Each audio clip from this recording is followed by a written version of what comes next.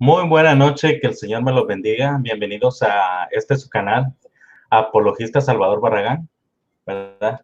En, en esta noche tenemos a bien presentar un nuevo debate acerca de Mateo 16-18. Y a manera de pregunta es, ¿se puede comprobar una sucesión apostólica en este versículo? Pues el teólogo y apologista Guido Rojas nos estará enseñando cómo la Iglesia Católica, desde su teología, ellos pueden sustentar esto.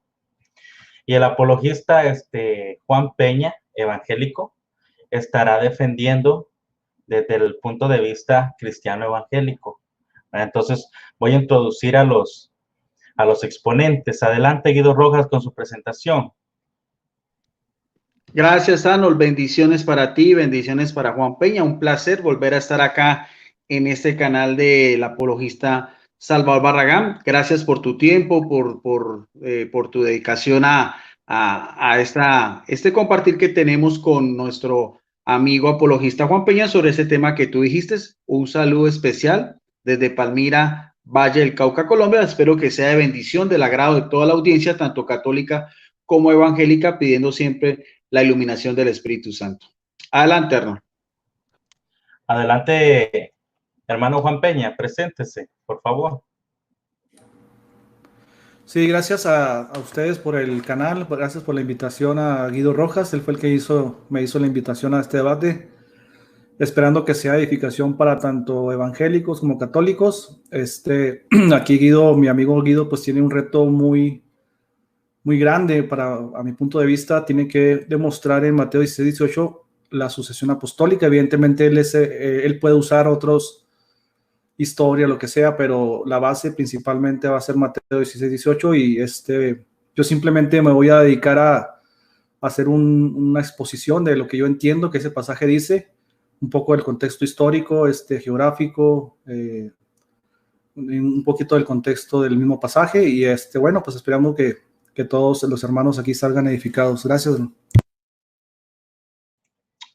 Bien, bueno, sin más ni menos, vamos a dar inicio a este debate. Van a tener 20 minutos, ¿verdad? 20 minutos de exposición.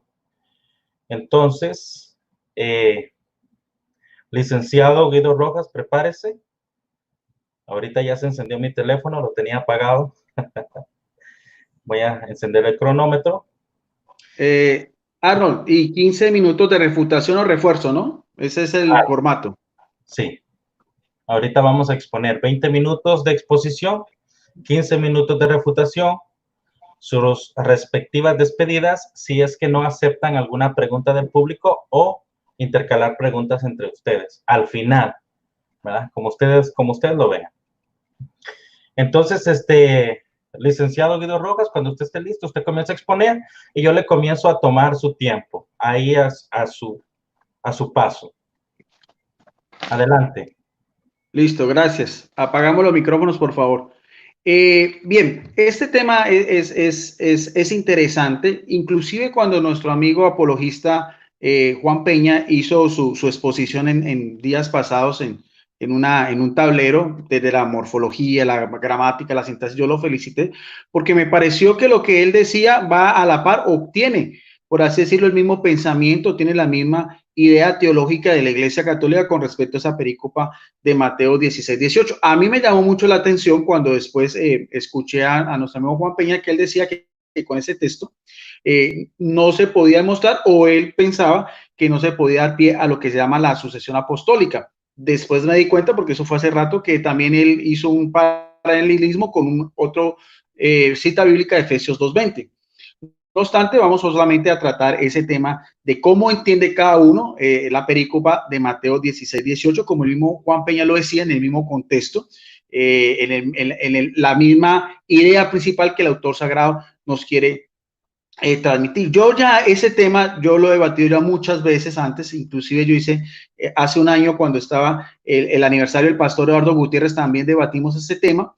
Y también en días pasados también dice un video en mi canal en YouTube que se llama Teólogo Guido Rojas, donde dice si la roca es Pedro o Jesucristo, porque también en algunas declaraciones mías han habido algunas malos entendidos, sobre todo en el pueblo católico. Inclusive se sacó un video donde una parte del padre Luis Toro con mi persona pensaban de que yo estaba en contra de lo que decía el padre Luis Toro, porque pues el padre Luis Toro decía que la piedra era Pedro y que yo decía que la piedra era Jesucristo. Son dos videos sacados fuera de contexto en el cual pues se hicieron esa, de mala fe, se hizo esa alineación y no es así. O sea, lo que piensa el padre Luis Toro, lo que piensa mi persona es completamente lo que el magisterio de la iglesia cree, que nosotros creemos que Jesucristo es la piedra principal, es la base de la iglesia, y Pedro tiene un papel preponderante en lo que es pues ese mismo edificación que tiene el Hijo de Dios.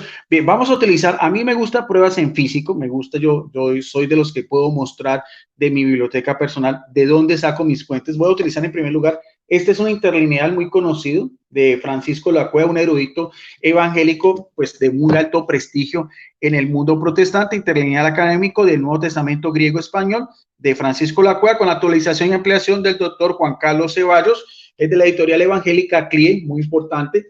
Y lo interesante de este de este interlineal, esta Biblia, es que nos da tal cual el texto escueto como tal, o sea, tal cual como se traduce desde el griego koine dialectus, de una forma transliteral. Sabemos que de todas maneras, como son dos lenguas completamente diferentes, con diferentes pues tipos de morfología, de sintaxis, de la gramática, entonces se hacen algunas adaptaciones, sobre todo en lo que es el español. Pero es importante porque este es tal cual como aparecería pues lo más aproximado posible de lo que se conserva, que eso es interesante también porque no hay originales, de lo que se conservan de los manuscritos antiguos, en este caso del Evangelio de Mateo. Sabemos que fue un apóstol y discípulo de Jesucristo. Dice así en la perícopa de Mateo 16, 18, dice lo siguiente, en este interlineal de Francisco de la Cueva, dice al respecto, dice, y también a ti digo que tú eres Pedro,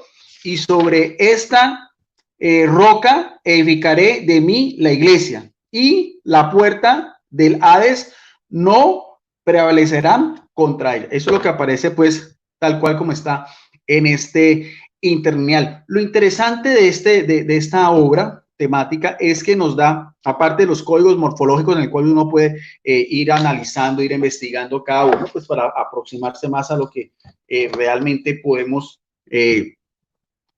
analizar de lo que nos quiere transmitir la palabra de Dios, nos lleva también a lo que es la concordancia Strong, que es este otro libro, también muy conocido del mundo evangélico, concordancia exhaustiva del griego hebreo Strong. Entonces, cuando nosotros vemos sobre todo la gran discrepancia, que si la roca, que si la piedra, que quién es realmente, a qué se está refiriendo el apóstol evangelista Mateo, cuando nosotros nos vamos aquí con este término que utiliza acá, que voy a hacer énfasis en cuando dice Pedro, que es Petro, si nosotros nos vamos a la concordancia Strong, aquí nos dice en el numeral 47, o sea, en el numeral 4074, nos dice así, dice de forma textual, dice Petros, aparte palabra primaria de un pedazo de roca más grande, que sería en comparación a lo otro, dice como nombre Pedro, un apóstol. Y cuando nos vemos acá, cuando dice aquí en este interlineal Petra, también está un apéndice anterior en el 4073, página 67 de la concordancia, es un diccionario de palabra griega. Aquí viene algo interesante también. Dice Petra, femenino, de lo mismo que en el 4074, una masa de roca literal o importante o figurativa, y dice peña, piedra o roca. O sea, en realidad, si nosotros vamos a la morfología, a la sintaxis, en realidad tanto Petra como Petros no es que tenga mayor relevancia. Si vamos a hablar solamente de la parte gramatical, lo importante es la exégesis, lo importante es de qué manera vamos nosotros a interpretar ese texto, de qué manera nosotros le vamos a dar esa aplicación de lo que realmente podemos nosotros analizar de ese texto. Algo que también es interesante, porque entonces nosotros no negamos que Jesucristo es la piedra angular, Jesucristo es la piedra, la piedra principal. Inclusive en la misma cita bíblica que nuestro amigo Juan Peña hace alusión en Efesios 2:20, ya Jesucristo no es roca, sino piedra del ángulo. O sea, los autores sagrados juegan con estas palabras, pero lo importante es no tomarlo de una forma literal, porque Jesucristo no es una roca. Jesucristo representa una roca. Mirar a ver qué tipo de roca es eso. Entonces, eso es lo que nosotros tenemos que hacer, ese paralelismo de lo que aparece en los originales, en el griego con dialectos, a lo que es realmente la interpretación del texto, que es la exégesis. De todas maneras, también aquí en la concordancia Strong nos dice también, cuando vamos a hablar otra vez de Pedro, donde nos dice Pedro, nos dice también en el numeral 474, dice Pedro, apóstol Pedro, y también nos dice comparar con otro numeral también de la concordancia Strong, numeral 2786. Resulta que si nosotros vamos al numeral 2786, es otra cita bíblica que también hace alusión cuando Jesucristo también en Lucas capítulo 1, también anteriormente pues ese texto cuando empieza su ministerio público, en Lucas 1 del 42, donde dice también otra vez en el mismo interlineal de Francisco de la Cueva, en el versículo 42, dice lo siguiente, donde le habla que le dice Jesús a este apóstol, le dice, tú eres Simón, el hijo de Juan, tú serás llamado Cefas, lo que es interpretado al día siguiente, o sea, ahí vas, o sea, le dice, tú eres Cefas, y resulta que si nosotros vamos otra vez al mismo interlineal, a la misma concordancia Strong, ese término Cefas que aparece en el numeral 2786 nos dice que Cefas, original caldeo, quiere decir roca Cefas, sobrenombre de Pedro Cefas. O sea, lo que estamos viendo acá, Petrus, Petra, Cefas, aquí mismo lo dice, literal o figurativo puede ser piedra, roca, masa rocosa en el sentido pues de una figura donde se estaba dando esto, este diálogo que era a las afueras de la ciudad de Cesarea de Filipo, donde había un gran templo de un dios pagano. Entonces, ese mismo escenario es interesante. Ahora, entonces, ¿a qué nos vamos eso? De que si los dos pueden ser piedra o los dos pueden ser roca, ¿dónde está cada uno o cuál es realmente la interpretación que nosotros vamos a tener de este texto? En esta misma, en este mismo interlineal que estamos viendo de Francisco de la Cueva, nos da también, cuando da el mismo texto, nos da también dos referencias a pie de página, uno de la Reina Valera, revisa, y también de la Nueva Versión Internacional. Son dos Biblias evangélicas pues muy importantes de mucho estudio. Pues sabemos que la Reina Valera de la época de la Reforma Protestante fue hecha de lo que llaman el texto receptus, o sea, el texto recepto de Erasmo de Rotterdam, que es ese, inclusive que también muchos no saben que fue un humanista, un filósofo y un biblista católico. Él nunca se separó de la Iglesia Católica. Mientras que el otro lado, en la otra vertiente, está de la Nueva Versión Internacional, que es también una edición muy importante de la Palabra de Dios de Biblias evangélicas, que está llamado lo que llaman los textos recibidos, que son anteriores al siglo IV, los primeros códices, sobre todo el Códice Sinaítico y el Códice Vaticano, que también es patrimonio histórico de la Iglesia Católica.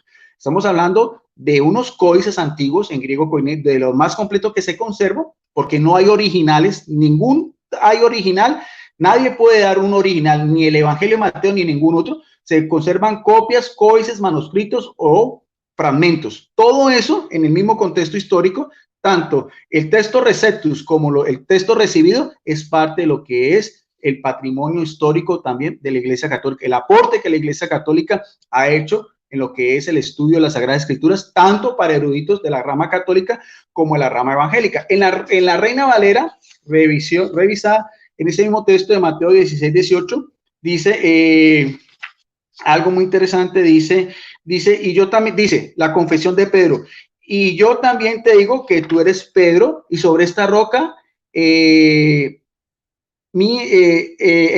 mi iglesia, y las puertas del Hades no prevalecerán contra ella. Pero en el otro lado, en la Nueva Versión Internacional, cambia, dice, yo te digo que tú eres Pedro, y sobre esta piedra edificaré mi iglesia, y las puertas del reino de la muerte no prevalecerán contra ella. Entonces, volvemos a lo mismo, piedra, roca, Cefas, Petrus, Petra, simplemente juego de palabras de una manera pues simbólica, de una manera figurativa. Ya lo importante es mirar a ver la relación directa entre Jesucristo, porque si nosotros vamos en ese mismo paralelismo, o sea, en el mismo contexto gramatical. Tanto los versos anteriores como en los versos posteriores, el diálogo está dirigido entre Jesucristo y el apóstol. O sea, Jesucristo hace una pregunta y es Pedro el que responde. De eso voy a hacer, o sea, cómo interpreta la Iglesia Católica ese texto lo voy a hacer más adelante. Pero lo importante es cuando vamos a los mismos códigos morfológicos de lo que dice aquí Francisco Lacueva. Aquí es importante cuando Jesucristo le dice, y yo te digo a ti, dice, ese es un pronombre personal, o sea, se está refiriendo al apóstol, que inclusive, como dice anteriormente, no se llamaba Pedro. Eso es un sobrenombre que Jesucristo lo llamó. Él realmente se llamaba Simón o Simeón, que es un nombre derivado del hebreo Ismael, que quiere decir Dios escucha, Bar-Jona, o sea, hijo de Jonás. Ese era su nombre original. El título de Pedro, como lo decíamos, como estamos hablando en Juan 1:42, ya lo veíamos, Cefas, se lo da el mismo Jesucristo. Y después, si nosotros vamos al versículo 18, que siga, al versículo 19, que sigue después del versículo 18 en cuestión, sigue hablando Jesucristo, nuevamente retoma, la conversación es solamente con Pedro, independientemente que están además todo el grupo, los 12 apóstoles, ¿no? Porque Jesucristo primero hace una pregunta abierta, ¿quién dice la gente que es el Hijo del Hombre? Después hace una pregunta cerrada a esos discípulos que estaban inmediatamente con él, y es Pedro el que toma la palabra. Y en el versículo 19 sigue diciendo también en la misma palabra de Dios, dice, daré a ti las llaves del reino de los cielos. Otra vez, daré a ti, otro pronombre personal. O sea, ¿a quién está refiriéndose? Tanto en el versículo anterior como en el versículo siguiente, ¿a quién? A Cefas, que también es roca. O sea, ese diálogo, o sea, gramaticalmente la conversación está dirigida entre Jesucristo y el apóstol. Que si vamos a hablar que entonces, como quieren hacer pensar nuestros amigos apologistas, como el caso de Juan Peña, entonces que nosotros estamos negando que Jesucristo es la roca principal. No, nosotros no negamos eso, pero nosotros no podemos negar, y eso va en concordancia cuando estamos hablando del primado de Pedro, de que es la iglesia de Jesucristo, de que es una sola, porque él mismo, cuando yo veía a Juan Peña, yo lo felicité, porque él da a entender en la misma morfología de que es la primera vez en el texto del Evangelio de Mateo donde se utiliza el término eclesia, asamblea, reunión de fieles, en una forma singular. O sea, no son iglesias, es una iglesia que es de Jesucristo. Ahora, nos da a entender que las puertas del Hades, como dice la muerte o el infierno, el ínferos, no prevalecerán o no podrán vencer. Es interesante porque nos da a entender que es la iglesia de Jesucristo. Él es el que la sostiene, Él es el que nos redime. Son palabras que vienen directamente de lo alto, como el verbo de Dios encarnado. Y lo importante del caso, independientemente que queramos desligar en Mateo 16:18 a Pedro, es una iglesia que está destinada a estar hasta la consumación de los siglos. Habrá que mirar a ver desde la misma exégesis, como decía nuestro amigo Juan Peña, desde la misma historia, cuál iglesia es. Eso es interesante. Ahí entonces tenemos que entrar a historia, tenemos que entrar a arqueología, tenemos que entrar a los inicios de la iglesia cristiana para mirar esa transversalidad de lo que estamos hablando ahí en el mismo texto a lo que nosotros podemos mirar en lo que es ya la historia del cristianismo. Porque si nos vamos a quedar solamente en la morfología y nuestro amigo Juan Peña nos va a dar una clase aquí solamente de morfosintaxis, bueno, nos va a quedar corto. Porque las dos ramas, como se estudia la Sagrada Escritura, son primero esa parte y después lo más interesante, lo más importante de mi calidad de teólogo es la interpretación, que es la exégesis del texto bíblico. Pues ahí es donde nosotros tenemos que ver también qué realmente lo que nosotros podemos aprender de ese texto. Otra de las cosas que yo le quería decir a nuestro amigo Juan Peña, cuando él hacía su transmisión, aunque fue tiempo pasado, si me equivoco, me corrige por favor, pero era a raíz de otro apologista católico, el señor Mónico Vázquez, donde él decía también, porque ese texto es de mucha discusión, muchos eruditos evangélicos, como es por ejemplo Oscar Kuhlmann, un gran biblista alemán, decía que ese texto hacía referencia a Pedro, pero bueno, en fin, nuestro amigo Mónico Vázquez también dice la Iglesia Católica, es que posiblemente ese diálogo se haya hecho evidentemente en arameo, porque la lengua que hablaba Jesucristo es un dialecto del hebreo. En arameo, el arameo es el mismo término, Cefas es igual, piedra es igual, o sea, no es ni roca más grande o una roca más pequeña, no, es el mismo término.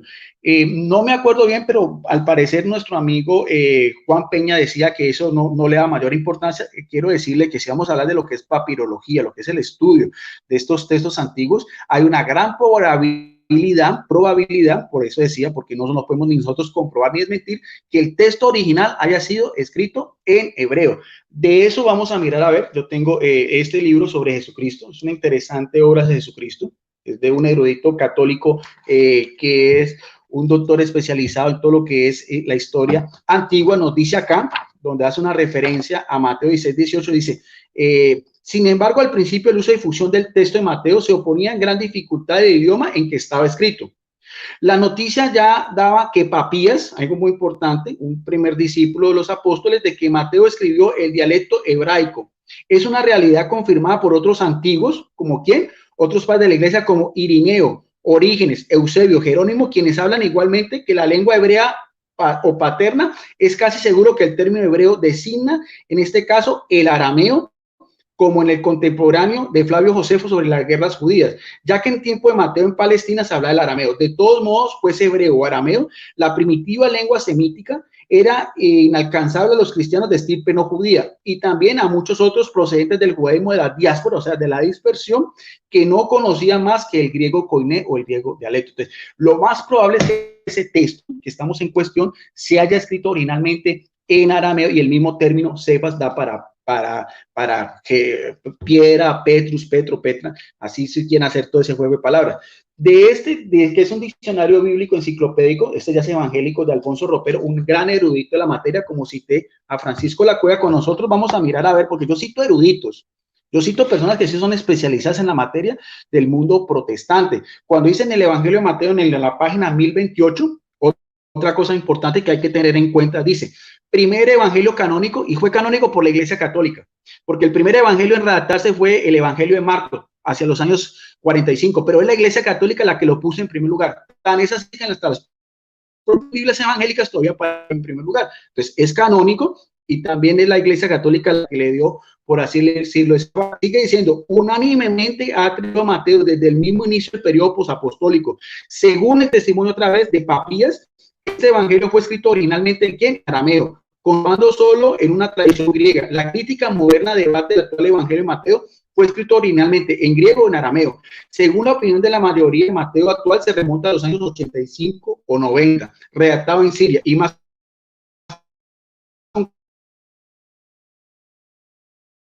antes del año 30, redactado en Palestina antes de la violenta destrucción que sufrió la población judía durante la revolución y las guerras en el... Guido, le paré el tiempo desde 18:36. ¿Sí lo estabas escuchando bien, Peña?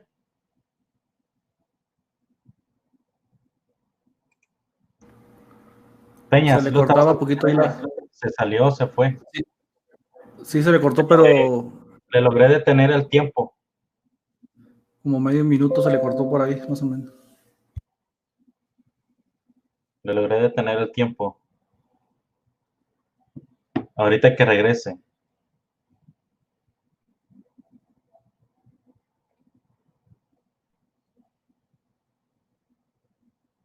Démosle un tiempecito, ¿no? Un saludo para el hermano Lidio Guerrero, Ángel Méndez, el hermanito César Mondaca, Corazón de Oro, Javito Cardoso, José Juan Porras, Eddie Delgado, Benigno Pérez, Álvaro Hernández, apologista católico Elmer Arana. No se lo pierdan, yo voy a tener un debate con él el sábado 18. Wow. Vamos a hablar acerca de la sola escritura. Va a estar interesante. Creo que ya regresó Guido. Deje ver.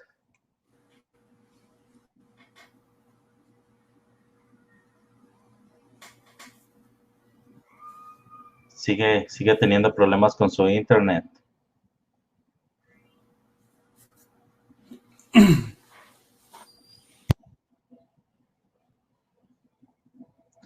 Usted me ve y me escucha bien, ¿verdad, Peña?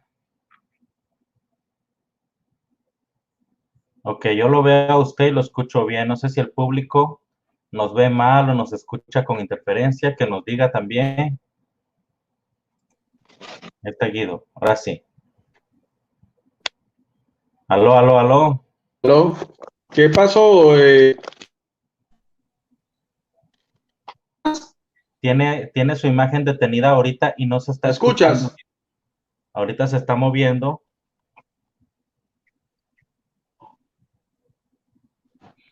¿Ves? Me salí de la transmisión cuando estaba finalizando mi exposición. No sé si fue yo o fue desde tú transmites. ¿Qué pasó? Desde antes que te salieras, te dejaste de escuchar bien y te detuve el tiempo en 18 minutos con 36 segundos y contando. Después te saliste porque no me escuchaste que te había detenido el tiempo. Pero entonces, Entonces, ¿cuánto me queda? ¿Cuánto me queda? te quedan como 2 minutos, ¿Listo? como dos Listo, ya. minutitos. Ve, Retomo. creo que tu internet está Gracias. mejorando. Sí, bueno, me disculpa, no me vi que en ese momento. Gracias. Entonces, retómame mis 2 minutos que voy a finalizar mi primera Voy a intervención. dar 2 minutos exactos, ¿ok? Listo, gracias. Bueno, estaba aquí con Alfonso Ropero de este diccionario bíblico que hay mucha probabilidad de que el Evangelio de Mateo ya sea escrito en arameo. Él decía de que según la opinión de la mayoría de los eruditos, el actual Mateo se remonta a los años 85-90 redactado en Siria y más concretamente en Antioquía, pero una importante minoría también de eruditos bíblicos lo sitúa entre los años 70 después de Cristo, redactado en Palestina antes de la violenta destrucción de lo que fue las guerras romanas del año 70. Es el evangelio más próximo a la lengua y a la mentalidad y a la cultura de los judíos. Entonces, probablemente, como eso he hablado yo, tanto eruditos católicos como evangélicos, si nos vamos solamente a lo que es la parte gramatical, posiblemente también ese evangelio fue escrito en arameo. Y en el término arameo, el término piedra, no hay una distinción entre piedra grande o piedra pequeña, ni mucho menos.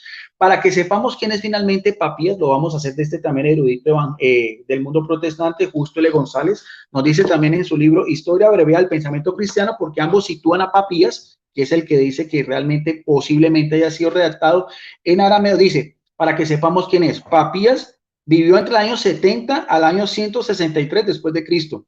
Fue discípulo de Juan, nótese bien, del apóstol Juan, o sea, ocular, testigo ocular de alguien que reclinó su pecho ante Dios hecho hombre. Más tarde llegó a ser obispo de Hierápolis. Importante esto porque no solamente fue un discípulo, sino que también fue un jerarca. Y ahí vamos hablando de lo que es la asociación apostólica. En aquella ciudad se dedicó a coleccionar cuantos dichos o enseñanzas de Jesús oía narrar, a lo que por ahí pensaban. De todos modos, copiló y compuso su obra, explicación de las sentencias del Señor en 5 libros, de la cual no se conserva más que algunos fragmentos. O sea, que este Papías que está haciendo mención, tanto mi obra católica como el diccionario evangélico, fue un discípulo inmediato del apóstol Juan, fue un apóstol, perdón, fue un episcopo, o sea, fue un jerarca, y él es el que nos dice que para la época de él, como después lo dice también Eusebio, Tiempo, el evangelio de Mateo es arameo. Gracias.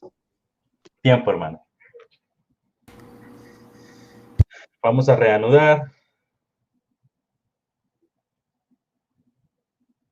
Si Guido no terminó, puede continuar, no hay problema. Sí, para que cierre lo que él ¿Quieres traía cerrar? preparado. Gracias, ya había terminado.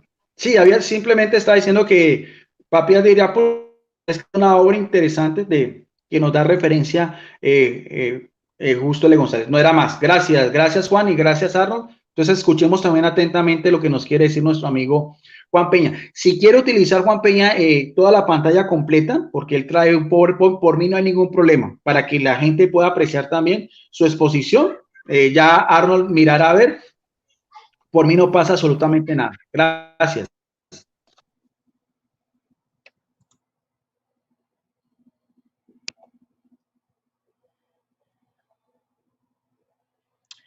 Entonces, hermano Peña, cuando usted comienza a exponer, le comienza a contar su tiempo.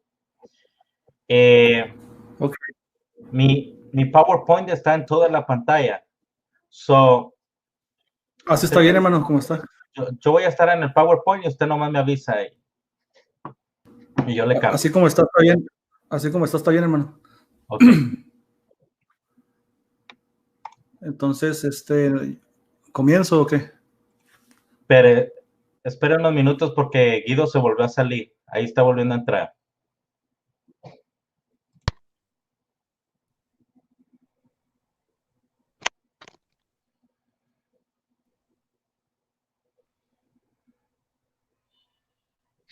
Espere unos momentos. Lo importante es que su oponente escuche su exposición.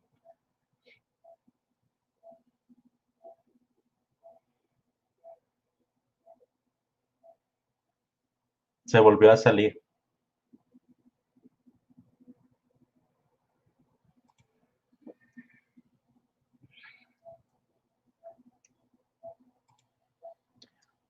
Seamos pacientes, hermanitos. Estas cosas suceden en Internet.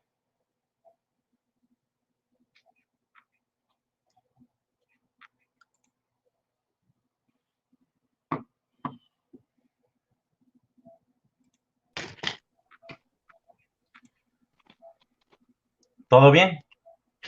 ¿Escucha bien?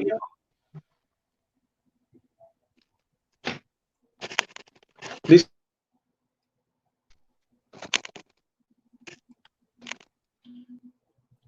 Ok, entonces usted está escuchando bien, ¿verdad, Guido? Bueno, adelante, hermano Juan. Adelante, Sorry, hermano, gracias. Bueno, el primer bosquejo que traigo aquí, válgame la redundancia, es el bosquejo del capítulo de Mateo 16. Yo lo segmenté de la siguiente manera. Al versículo 1 al 4 encontramos la conversación de Cristo con los fariseos y los saduceos. Del versículo 5 al 12, en esta porción tenemos la conversación de Jesús con sus discípulos acerca del pan y de la levadura. Versículo 13 al 20, que aquí es donde vamos a estratificar para poder ahondar en el pasaje que estamos comentando. Encontramos la conversación privada de Cristo mantuvo con sus apóstoles acerca de sí mismo. Cristo predice, bueno, del versículo 21 al 23, Cristo predice ahora a sus discípulos sus padecimientos próximos, su muerte violenta y su resurrección gloriosa. Del versículo 24 al 28, después de que Cristo ha mostrado a los discípulos lo mucho que Él ha de sufrir, ahora les muestra lo que ellos también han de sufrir. ¿Puedes poner el mapa, Arnold, ahí, por favor? Ok. Empezamos con el versículo 13, que es la parte donde nos interesa, para ir viendo un poquito el contexto anterior al pasaje de Mateo 16-18. Este diálogo, esta declaración de Pedro sucedió en Cesarea de Filipo, como Guido ya lo había mencionado, en la base del Monte Hermón, enfrente del Templo de Pan, en el manantial de Banias, lugar que comparte una larga historia con deidades paganas. Jesucristo hace una pregunta muy importante y muy trascendente que se expande hasta los tiempos contemporáneos. ¿Quién es el Hijo del Hombre? Hoy en día esa pregunta sigue siendo una pregunta trascendental, porque hay unos que dicen que Cristo es simplemente un hombre mortal, es decir, que no es divino. Otros dicen que Cristo es engendrado por Pedro, por José. Otros creemos que es la segunda persona de la divinidad, el hijo del Dios viviente, que es el Padre, la segunda persona de la divinidad, etcétera. Entonces aquí les hace una pregunta trascendente de quién piensa la gente que es Él. Ahí es necesario aclarar que el título de Hijo de Hombre, hermano Juan, solo se atribuye a Cristo. Era necesario tener un concepto acertado, lo que decía yo ahorita, de quién es el Hijo del Hombre. Se volvió a salir Guido, no está escuchando su exposición. No sé si quedamos mejor de acuerdo en que, no sé, ustedes, usted sabrá.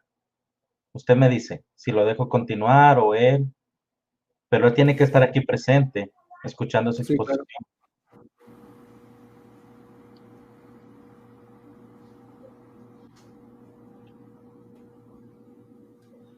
Está raro, no sé, porque su exposición casi siempre... En exposición, pues.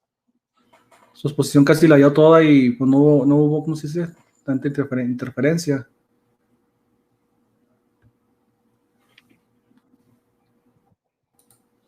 Bueno, sí tiene problemas con su internet, porque cuando entra está el círculo leyendo. Sí. Ahorita que regrese.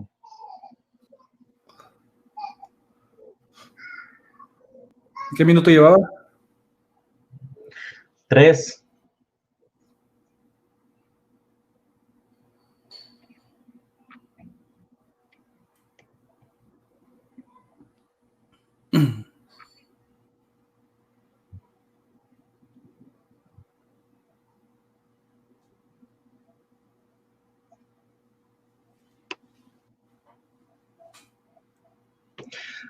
Bueno, un saludo para los hermanos presentes, a Mike A. León, Edwin Chavarría Bravo, Benigno Pérez, a Álvaro Hernández, Gloria Alamo, apologista católico o Almerarana, cristiano católico. A ver, ya regresó Guido otra vez.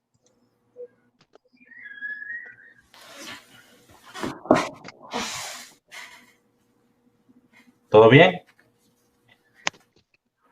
No sé si es que me está fallando el internet, pero me estoy saliendo la transmisión. No sé si es acá que tengo baja señal o ustedes han seguido con la transmisión normal. Me disculpo de antemano, porque empecé a mirar la transmisión de cuando estaba Juan Peña y ya después me tocó que volver a reiniciar.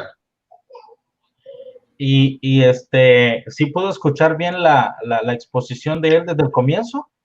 No, ¿verdad? No, pero si no, si por cuestión de tiempo pues que siga, no sé ahí. Por mí no hay problema.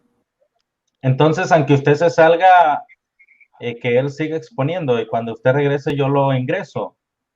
Sí, pero bueno, ya estoy otra vez. Ojalá que es que no sé por qué me está fallando el internet. Pero no, que siga Juan con su exposición. Bueno, hermano, continúe. Ponme la exposición, la diapositiva 3, por favor, Arnold. La 3. Bueno, el versículo 13, como decía, el versículo 13 empieza desde el lugar geográfico donde Pedro hace una declaración. Esta región, pues ya lo dije, ahí en la base del Monte Hermón, y hace la pregunta trascendental: ¿quién es el Hijo del Hombre?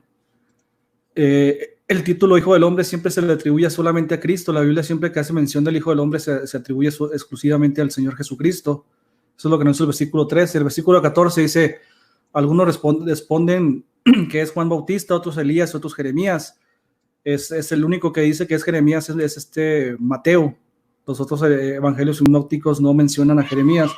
Versículo 15, Jesús les pregunta a ellos: ¿y vosotros quién decís que soy? Ahora sí, ya el Señor ya no hace una pregunta general, sino le hace una pregunta específicamente a sus discípulos, a sus más allegados, ¿no? Para ver qué concepto tenían ellos del Señor Jesucristo. Versículo 16 dice: tú eres el Cristo, el Hijo del Dios viviente. Aquí cuando le añade Pedro, tú eres el Cristo, ahí está un diccionario de Love Nidia, 5382 es el número, que dice que Mesías, título para el ungido, es decir, la elección especial de Dios. Hay una referencia a unos pasajes, pero es necesario hacer énfasis en que el Mesías era el que ellos estaban esperando, ¿verdad? El libertador, el ungido. Por eso dice en singular, el ungido. Recordemos que esa palabra ungido también se usaba para los profetas, a veces se decía a los profetas ungidos de Dios, pero aquí está hablando de manera singular, el Mesías, es decir, solamente hay un Mesías, ¿verdad? No hay varios Mesías. Versículo 17 dice: Cristo le dice a Pedro que es bienaventurado. El léxico de Alfred Tuggy nos dice que esa palabra bienaventurado es Macarios, que significa feliz, dichoso o afortunado. Nosotros en nuestro tiempo podríamos entenderlo como si te sacara la lotería, o mejor que eso, ¿verdad? Porque el tener un concepto correcto de quién es Cristo es prácticamente la base en la cual se fundamenta el creyente y el cristiano. En este versículo 17 hay dos aspectos importantes. Vuelve a mencionar otra vez el Hijo del Dios viviente. Sabemos que en Deuteronomio 5:26 nos dice que de la siguiente manera, dice: porque ¿qué es el hombre para que oiga la voz de Dios viviente, del Dios viviente? Evidentemente aquí está hablando del Padre, ¿verdad? Aquí tenemos al Hijo, el Hijo del Dios viviente, la segunda persona de la naturaleza divina. Todos estos aspectos nos revelan estos pasajes. Otro punto dice: no te lo reveló carne ni sangre. ¿Qué significa esto? Que el conocimiento y la acertada percepción que tiene Pedro sobre quién es Cristo no proviene de un origen humano, un origen carnal, sino que proviene del mismo Padre de los cielos. O sea, él fue el que le enseñó, el que le reveló que Jesucristo es el Hijo del Dios viviente. Esto nos dice que siempre es Dios el que toma la iniciativa para revelarnos a nosotros quién es la naturaleza divina, quién es Cristo, quién es, etcétera. Todas sus verdades solamente se revelan a través de la palabra de Dios y a través del Señor Jesucristo. Versículo 18 dice: ahora Cristo dice algo a Pedro. Note que aquí hay una comparación. En el versículo 16, Pedro dice algo de Cristo, o sea, tú eres el Cristo. Ahora es al revés, ahora Cristo dice algo de Pedro. Noten que en estas dos oraciones tenemos una oración copulativa atributiva. ¿Qué significa esto? Que tenemos el verbo ser o estar, tú eres. Todas las oraciones que tienen este verbo copulativo o atributivo se les llama oraciones atributivas. Aquí Cristo le está atribuyendo algo a Pedro, una cualidad. A Pedro le está atribuyendo una cualidad. Bueno, aquí en este versículo hay 4 aspectos importantes que yo alcancé a ver y alcancé a resaltar. primero hay una declaración, tú eres Pedro. Siempre que se hace la referencia a Petros, como decía Guido, la palabra Petros aparece 161 veces en el Nuevo Testamento y siempre es referida a la persona de Pedro, siempre. Jamás hace alusión al fundamento, ¿no? En este caso, nada más tendríamos, en dado caso de que Mateo 16:18 fuera Pedro el fundamento, pues tendríamos un solo pasaje en toda la Biblia haciendo referencia a Pedro como el fundamento de la iglesia. Pero siempre que aparece, repito, esa palabra solamente es para referirse a la persona de Pedro o al nombre de Pedro. Y sobre esta piedra, bueno, exegéticamente la Biblia siempre nos muestra desde el Antiguo Testamento en Isaías 28:16 que la piedra es Dios. Por tanto, Jehová el Señor dice así: he aquí que yo he puesto en Sión por fundamento una piedra probada, angular, preciosa, de cimiento estable. Note esa frase, de cimiento estable. Si bien sabemos que Pedro fue una persona muy voluble, ¿no? Una persona inestable, impulsivo. Cuando él cortó la oreja, pues no era un hombre que hablaba de dominio propio, sino una persona impulsiva, cortaba orejas, era volátil, traicionó al Señor Jesucristo, inestable. Ahí mismo en Mateo 16:20 dice el Señor Jesucristo, Pedro es usado por Satanás, por decirlo de esta forma, porque le dice que quiere frustrar el plan de Dios para no llevarlo a la cruz. Y el Señor le dice, alejado de mí, Satanás. Entonces Isaías y toda la palabra de Dios nos dice que la piedra de cimiento estable es el Señor Jesucristo.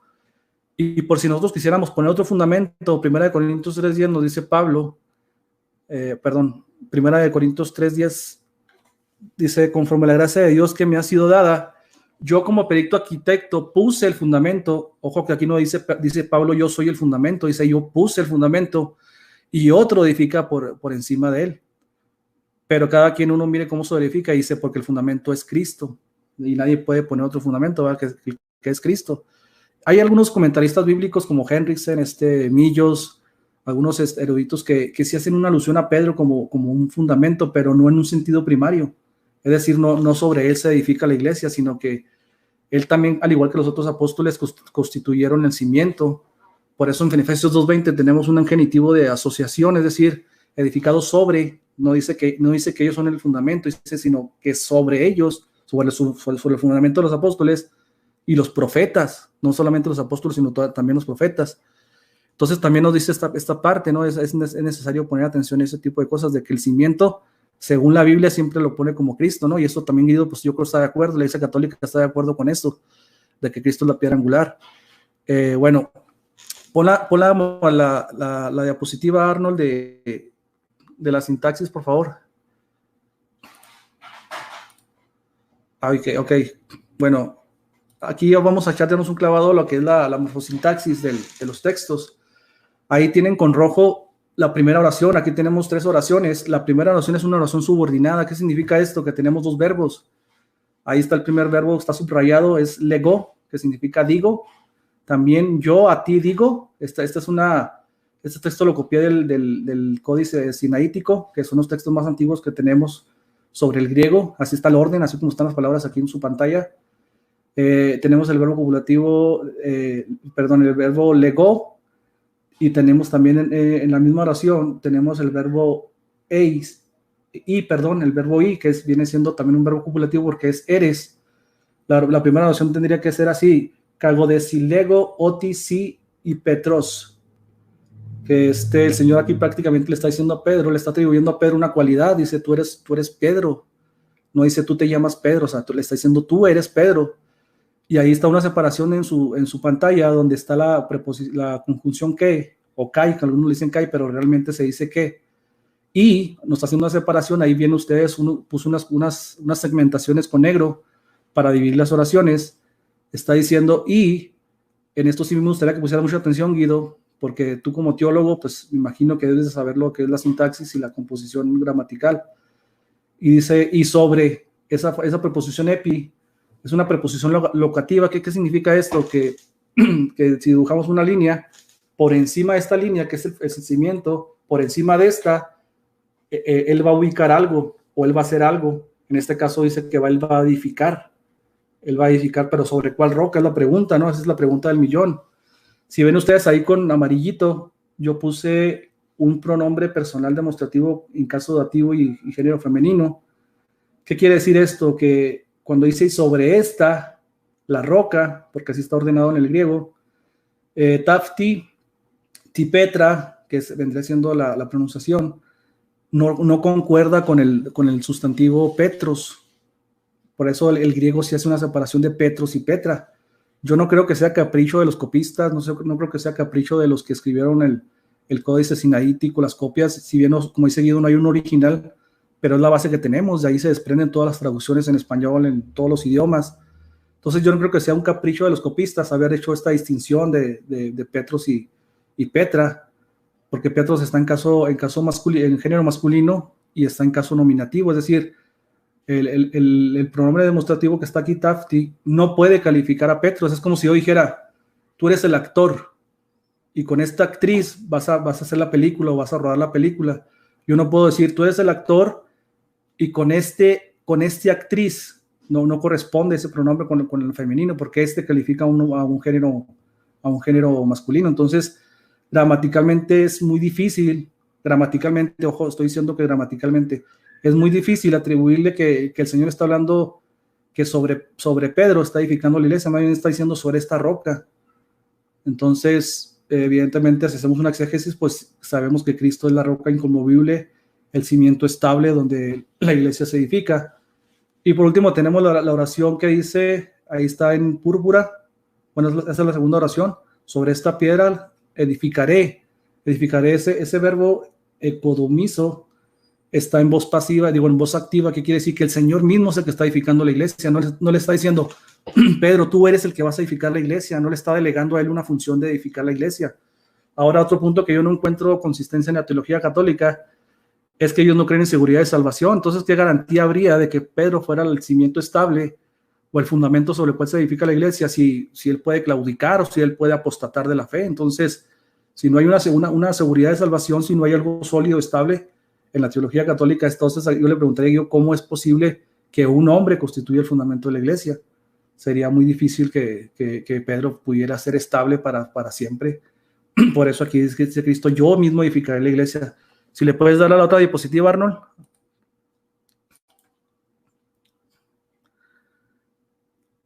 Algunos católicos dicen que edificar y semelios es lo mismo, porque algunos católicos, yo he escuchado a algunos amigos católicos, no sé si todos, y no sé si es postura del magisterio, que el Mateo 16, 18, Cristo funda su iglesia, ahí no nos habla de ninguna manera, ni siquiera encontramos un verbo que diga semelios. La Biblia en griego sí nos hace distinción de esas dos palabras, ¿verdad? Semelios es cavar, es poner el cimiento hacia abajo, y el otro verbo que es de edificar, lo tengo, permítame. El otro verbo es icodomizo. Icodomizo es hacia arriba, ahí están las flechitas, lo puse de manera didáctica para que la gente lo viera. Ecodomizo es hacia arriba, edificar hacia arriba, se construye a partir del fundamento hacia arriba, por eso es lo que le explicaba yo, Guido, en el video. Y ese texto, esa palabra la encontramos ahí en el texto que estamos hablando. Yo también te digo que tú eres Pedro y encima, sobre esta roca edificaré. Edificar es ya del fundamento hacia arriba, repito. Y en Lucas 46, 48 encontramos el ejemplo de dos constructores. Dice, construyó una casa, cavó bien hondo, cavó. Si se fijan, cavar pues es hacia abajo, ¿no? Yo no puedo cavar hacia arriba, tengo que cavar hacia abajo, o sea, del fundamento, que es lo plano, lo horizontal, hacia abajo es donde tengo que hacer el cimiento. Dice, construyó una casa, cavó bien hondo y puso el cimiento. El cimiento no se pone arriba, se pone abajo, evidentemente, sobre la roca. Por eso ahí está otra vez la preposición epi, sobre, por encima de la roca puso el cimiento. Perdón, fue que edificó él. Dice, luego vinieron las inundaciones y el río azotó contra la casa, pero no pudo destruirla, dice, porque estaba construido sobre la roca. Ahí estamos hablando que la roca pues es también Cristo, porque Cristo es inamovible. El Señor no se mueve, o sea, es algo sólido, algo firme que no se puede malear, no se puede, es invariable el fundamento de Cristo. Arnold, si puedes poner la última diapositiva. Yo algunos de los puntos que veo en contra de este asunto de decir que Pedro es el fundamento serían estos los siguientes. Esa sería una respuesta a la interpretación católica. Bueno, el pasaje no da apoyo alguno a la otorgación de alguna autoridad casi absoluta o un simple hombre o sus sucesores, ¿no? O sea, el texto no nos está diciendo para nada eso, o sea, sería extrapolar el pasaje y meter algo que el texto no nos está diciendo. O sea, el Señor no le está diciendo, tú eres el primer papa, o tú tienes una facultad de dar de poner sucesores. O sea, el pasaje no nos está diciendo para nada algo semejante, ¿no?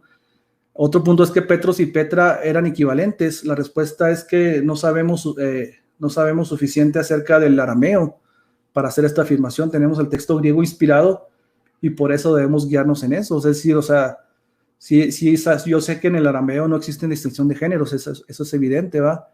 Pero si tenemos si tenemos los copistas, tenemos el Códice Sinaítico, el Códice Vaticano, los textos más antiguos que tenemos del escrito del Nuevo Testamento, y esos textos hacen diferencia entre Petros y Petra, entonces yo no encuentro una razón para especular, ¿verdad? Todo lo que yo diga sería especulativo, ¿verdad? O sea, sería especular, bueno, es que fulanito dijo que había un texto en arameo, pero no lo tenemos a la mano, entonces no es una prueba que podamos confiar, ¿no? En ese tipo de cuestiones. Otro punto es que jamás se presenta a Pedro como una autoridad distinta a los demás. Ahí tenemos Lucas 22, 24 al 30, cuando ellos están discutiendo quién será mayor, dice, en el reino de los cielos, ¿no? O sea, entre los mismos apóstoles estaban discutiendo quién sería el mayor, y la respuesta de Cristo, pues no dice, no, él no le dice, eres tú, Pedro, el mayor, o sea, tú eres el que tiene las llaves, tú eres el jefe, ¿no? En la iglesia.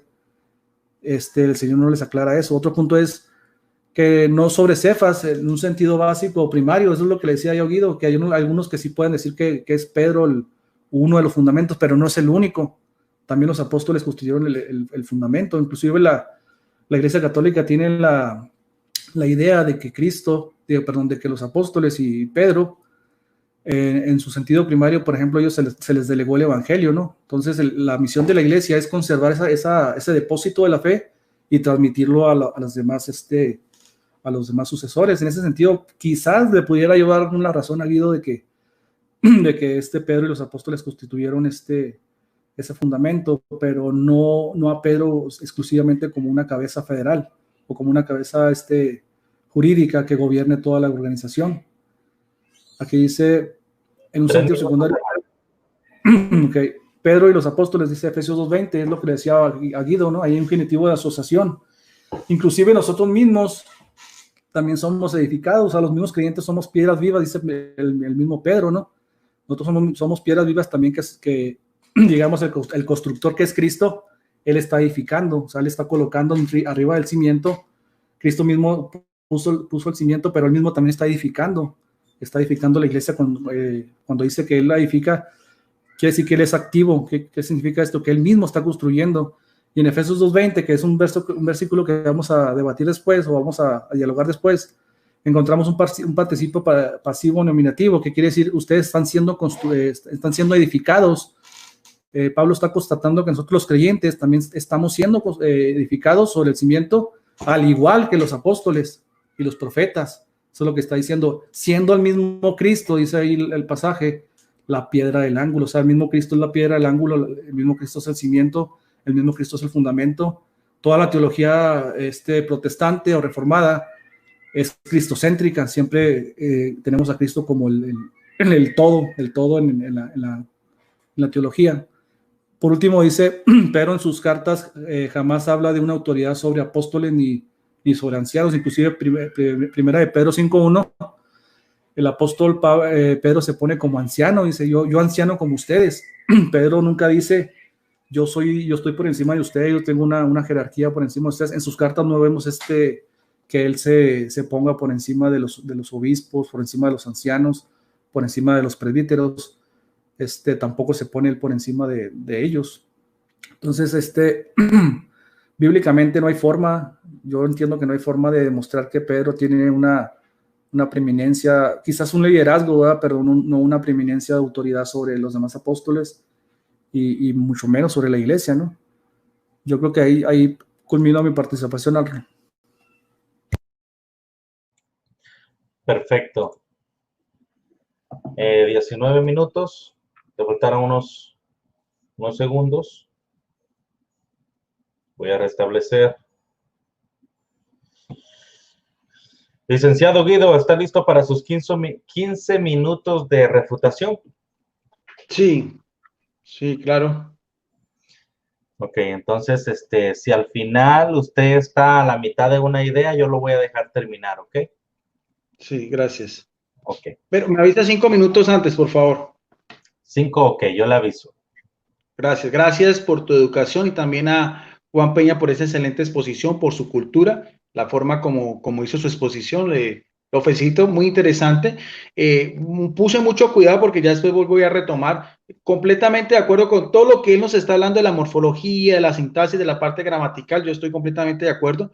Lo que sí hay algunas observaciones, y aquí está la gran discrepancia, es que ese mismo texto que él nos está hablando, si realmente, bueno, la idea principal, si en Mateo 16, 18 otra vez vuelve a tomar la idea principal de Jesucristo, lo importante es que en el versículo 19 nos dice otra vez, Jesucristo le dice, y a ti, a Pedro, te daré las llaves del reino. O sea, ¿por qué entonces, si el personaje principal es Jesucristo, si Jesucristo, como dice él, no es tan importante, fue fusilámine, no tenía tanta autoridad, ¿por qué en el versículo siguiente, el mismo ese que es Petras, Jesucristo le dice a este que se llamaba Simón, que a él le va a dar las llaves? ¿Llaves de qué? En señal de poder. ¿De qué? Del reino de los cielos, nada más y nada menos que las llaves del reino de los cielos. Y lo que él, en singular, no en plural, lo que él ate en la tierra quedará atado y lo que él desate quedará desatado.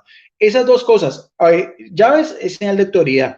Atar y desatar es un hebraísmo muy importante, muy conocido por los rabinos de aquel entonces, que era señal de autoridad. Entonces no me venga a decir el señor Juan Peña que ese texto no hace también alusión a la autoridad que el mismo Jesucristo, como la piedra principal, llámelo como usted quiera, delega sobre su apóstol. No es solamente ese pasaje, hay otros pasajes en Lucas 22, 32, también dice antes de su pasión, le dice, confirma a tus hermanos en la fe. A pesar de que el mismo diablo lo da a zarandear, él y no los otros, él tiene la misión de confirmar a su hermano en la fe.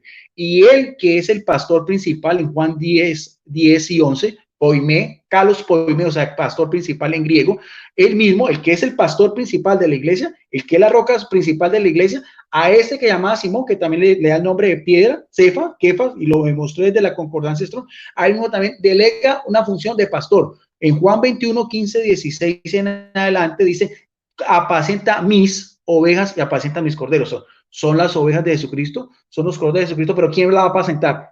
Pedro. Y además, me gustaría que nuestro amigo Juan Peña me dijera cómo entiende él en el versículo 18 cuando dice que la muerte de Pedro glorificaría a Dios.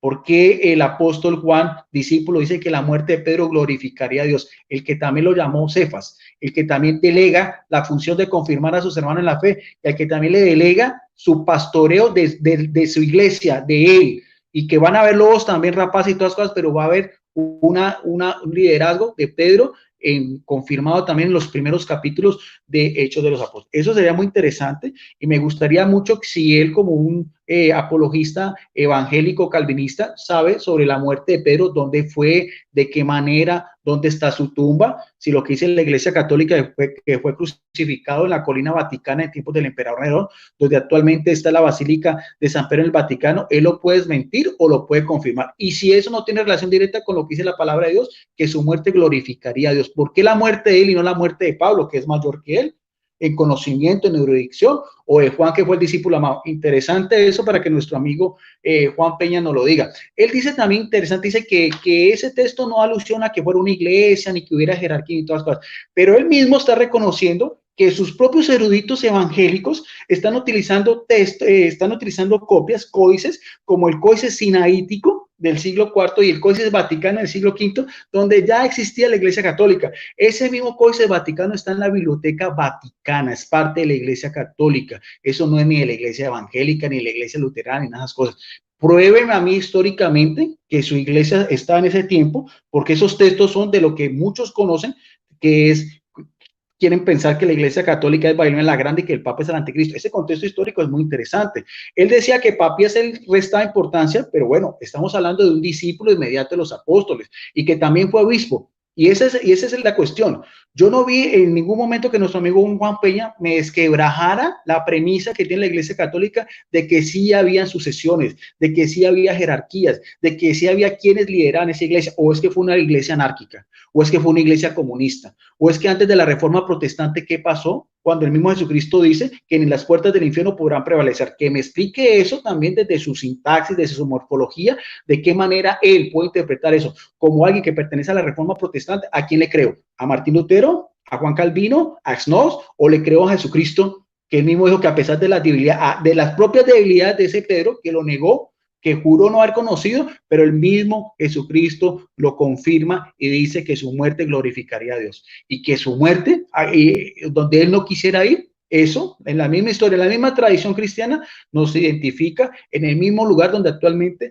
reside la residencia del Papa y donde está su tumba, que eso también es historia y eso también es arqueología. Esos puntos me gustaría muy importante que nuestro amigo Juan Peña nos analizara, porque si se va a quedar solo en la gramática, si nos va a quedar solamente en eso, pues se va a quedar muy corto, porque la Biblia tiene ante todo una aplicación teológica de lo que quiere el autor sagrado transmitir. Mire, son muchos los pasajes donde los propios cristianos primitivos reconocían que la piedra inicial de la iglesia era Pedro. De esta Biblia católica, es la Biblia Navarra, hecho por eruditos, porque no piensen que nosotros no tenemos eruditos, inclusive una de las principales Biblias de estudio actualmente, de la que se acerca más a los originales de la Biblia Católica de Jerusalén. Eso sí es reconocido en el mundo universal. Entonces no piensen que la Iglesia Católica no tiene biblistas, que la Iglesia Católica no tiene teólogos, que la Iglesia Católica no tiene forma de apoyar lo que cree. En esta Biblia Navarra, que es hecha por la Facultad de Teología de Navarra, España, en ese mismo texto de Mateo 16, 18, oficialmente la Iglesia Católica interpreta ese texto de la manera siguiente, exegéticamente, claro, es una interpretación personal,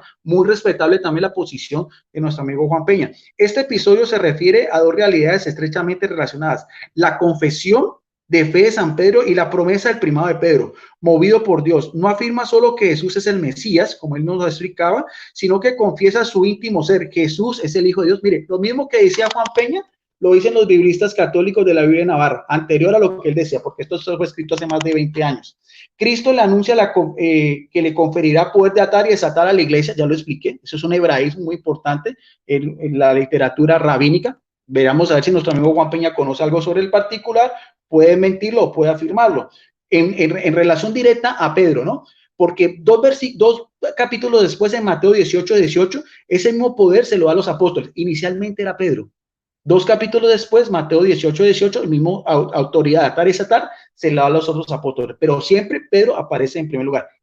Quisiera que nuestro amigo Juan Peña me hiciera también ese mismo paralelismo de Mateo 16, 18 y 19 con Mateo 18, 18. Primero en singular a Simón Pedro y después a los otros apóstoles. Y que por qué a los otros no le dijo que apacentara a sus ovejas y sus corderos. Quisiera que me lo explicara también. Y por qué solo la muerte de Pedro glorificaría a Dios. La iglesia siempre ha entendido que este don dado a Pedro se transmite también a sus sucesores en la sede episcopal de Roma. En la doctrina del primado de Pedro, que junto con la infalibilidad cuando habla es cátedra en materia de fe o costumbres, fue definida por un dogma en el Concilio Vaticano I, en su pastor extremos. El obispo de la iglesia romana es quien permanece la función que el Señor encomendó singularmente a Pedro, primero a los apóstoles, y que había de transmitir a sus sucesores en cabeza del colegio de los otros obispos, como en Mateo 18, 18 y también en Efesios 2, 20. Pedro es el vicario de Cristo, pastor de la iglesia universal en la tierra, también lo demostré con Juan 21, 15, 17, el cual, por tanto, tiene la virtud de su función potestad ordinaria, que es su suprema, plena, inmediata, universal en la iglesia y que puede siempre ejercer de una manera libre, como aparece en el Concilio Vaticano II, Constitución Lumen Gentium, numeral 18, y en el Catecismo de la Iglesia Católica, canon 331. O sea, nosotros sí tenemos pruebas históricas y arqueológicas de que esa misma iglesia que funda Jesucristo, que el poder de la muerte no podrá vencerlo, ese mismo apóstol muere martirizado en Roma, y ahí hay una sucesión de personajes liderados como Clemente Romano, que se conserva una carta escrita a la comunidad de Corintios a final del siglo I, cuando aún vivía el apóstol Juan en Éfeso. Que me explique también si eso no es sucesión apostólica, si eso no es autoridad de un obispo por encima de un apóstol que todavía vivía, y eso es un documento no espurio como algunos piensan, sino que es un documento que se conserva como un legado histórico. De nuestro amigo Justo L. González, también, que no es cualquier bigote pintado en la pared, es un doctor en Sagradas Escrituras, perdón, en teología de la Universidad de Yale, el mismo. Veamos a ver que no sea la Biblia católica, sino que sea un erudito evangélico, si hay o no hay sucesión apostólica. Vamos a ver, pues, en su honradez académica. Estamos hablando de una persona de carácter internacional como Alfonso Ropero. Quiero decirle también a nuestro amigo Juan Peña que si él no sabe, que tanto Alfonso Ropero como Justo L. González hicieron una Biblia con comentarios de los padres de la iglesia. Y curiosamente en este libro, que es de una editorial evangélica, esto es de la editorial CLIE, hablando sobre lo que es el tema de la sucesión apostólica, si hay primacía, si realmente Pedro tuvo un papel importante, porque nuestro amigo Juan Peña, esos otros pasajes no los tocó, ¿no? El de Lucas 22, 32 y el de Juan 21, 15, por lo general ellos no tocan eso, no simplemente hablan de la fragilidad de Pedro, pero no hablan de lo otro. Tratan de restar la importancia de eso, pero es el mismo Jesucristo el que está delegando esa función, el que está mirando a ver quién es el que lidera aún por encima de todos los demás apóstoles. Dice Justo L. González cuando se refiere también a un personaje importantísimo, como fue Agustín, obispo de Hipona, dice en palabras de él, alguien que es metodista, alguien que pertenece a la Reforma Protestante, del pensamiento de Agustín de Hipona, dice en la página 170, de forma literal, como dice yo, de las otras literatura evangélica, dice, aparte del apóstol Pablo, ningún otro autor cristiano puede igualarse a Agustín en lo que se refiere a su influencia sobre el pensamiento de los siglos subsiguientes. Por tanto, no extrañarnos otra vez que en el curso de esta historia, en los diversos contextos, aparezca el nombre insigne, mire bien, insigne, ¿de qué? De un obispo católico del siglo IV, del siglo V, como es Agustín de Hipona. El mismo periodo histórico de lo que nuestro amigo Juan Peña está diciendo, que sus eruditos utilizan Códice Vaticano y Códice Sinaítico. Que me muestre él si eso es una falacia, que me muestre él si eso no es algo histórico que puede demostrar. Entonces, si vamos a hablar de autoridad de iglesia primitiva, bueno, nosotros tenemos una ventaja de 16 siglos antes de la Reforma Protestante. Ahora, ¿qué dice Justo L. González sobre si hay autoridad y si hay primado? Dice en la página 167, de forma textual, ¿no? Un erudito, doctor en teología, dice, la apostolicidad de la iglesia que funda Jesucristo, ¿no? De la iglesia que nuestro amigo Juan Peña dice que el poder de la muerte no podrá vencerla. Gracias, que es en singular. Eso no lo explicó mucho él, pero en la primera intervención yo lo escuché, por eso que me fascinó, me encantó, porque es una iglesia de Jesucristo, es una iglesia que tiene autoridad, es una iglesia que tiene la efusión del Espíritu Santo, es una iglesia que se tiene que constatar en la historia, porque eso fue hace 21 siglos. Que me diga si eso es verdad o eso es mentira, o de qué manera él, como un apologista de la Reforma Protestante del siglo XVI, lo puede interpretar. Pero dice Justo L. González, de un episcopo del siglo V, dice, la apostolicidad de la iglesia se basa en la sucesión apostólica de sus obispos, o sea, de sus episcopos, como Clemente Romano, episcopo, como Papías de Hiriápolis, episcopo, como Ignacio de Antioquía, episcopo, y otros de esa misma era apostólica, sucesores inmediatos de los apóstoles. ¿Hay o no hay sucesión apostólica, señor Juan Peña? Dice, cuyo epítome se encuentra ¿en dónde? En Roma. Pues allí puede señalarse una sucesión, nótese bien, una sucesión interrumpida a partir de Pedro. ¿Y cómo identifica Justo L. González, erudito evangélico, a Pedro? Dice, figura de toda la iglesia de Jesucristo. Bien, entonces yo no me caigo solamente en la sintaxis, le agradezco, muy interesante, lo felicito que siga con todos sus análisis de morfología, pero eso, señor Juan Peña, usted tiene que llevarlo a la teología, eso usted tiene que llevarlo a la praxis, a lo que es la exégesis, si no, nos vamos a quedar solamente en lo que es escritural. Que queda como tarea que nuestro amigo Juan Peña, esta segunda intervención, me diga en qué está de acuerdo o en qué no está de acuerdo, y entonces con eso sí podemos concluir este tema tan fascinante sobre lo que es la sucesión apostólica, porque la invitación era eso. A mí no me interesa tanto que nuestro amigo nos muestre todas esas diapositivas y nos diga que entonces, que si el artículo tal, que si no, a mí lo que me tiene que demostrar el señor Juan Peña es la transversalidad de eso, o sea, ¿qué es lo que el autor quiso transmitir con ese texto? O sea, ¿tiene o no tiene liderazgo Pedro? O si es solamente pues algo que la Iglesia Católica se ha imaginado, y con eso entonces borramos muchos otros pasajes de las Escrituras donde también se habla de la autoridad de Pedro, y también tenemos que borrar la arqueología, tenemos que borrar la historia primitiva y tenemos que borrar una erudición como esta que no son libros de la Iglesia Católica. Gracias, y entonces escuchamos a nuestro amigo Juan Peña y continuamos entonces con esta segunda intervención. Adelante, Arnold. Te queda... Ay, lo restablecí, pero ibas por el minuto 13. Bueno, sí, claro. Bueno, entonces ya que me quedan 2 minutos, gracias, Arnold. Yo quiero mirar a ver, porque hay muchos documentos también históricos hablan sobre la primacía de Pedro. Clemente, patriarca de Alejandría en el siglo III, dice, Pedro es el bendito, el escogido, el preeminente, el primero entre los discípulos. Orígenes de Alejandría, siglo III, cuando se confería a Pedro el supremo poder de apacentar el rebaño sobre él como sobre piedra, se funda la iglesia, no se le exigió la confesión de ninguna otra virtud más que la caridad. Tertuliano de Cartago, siglo III, si todavía crees que está cerrado el cielo, recuerda que el Señor ha dejado aquí sus llaves a Pedro por medio de la iglesia. Y Cipriano, obispo de Cartago, siglo III, uno es el bautismo, uno es el Espíritu Santo y una es la iglesia de Cristo, Señor, fundada sobre Pedro por origen, razón, unidad. ¿A quién le creemos, Señor?